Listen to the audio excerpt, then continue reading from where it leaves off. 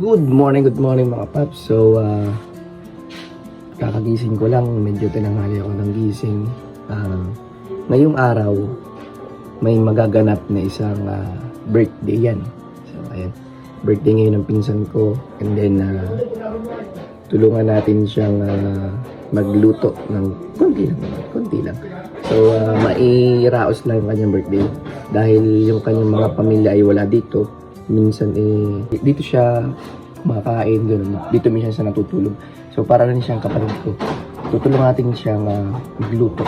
Magayak ng konti. So what's up guys?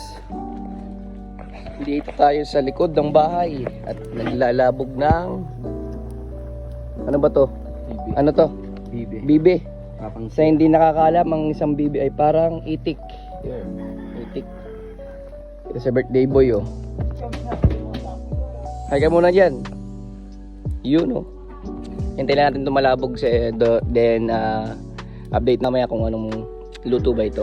So, let's go. Tinimusan. Update sa... Ano luto to? Kaldereta. Kalderetang bibe o kalderetang itik. So, ayan. Lalagyan ng hot sauce para medyo masarap. Ang ating cook si Parang Mina ng Arside. Ayan. Nilagyan ng sili pang finale sa lasa. Ayan. So ang second recipe natin ay ginataang bisuyo. Sarap yan. Eto na nga mga papas at kumuha ko ng konti para kumain dahil di pa kumakain ng umagahan. So ayan, konti lang kinuha ko para hindi maumay mamaya. So ayan, let's go.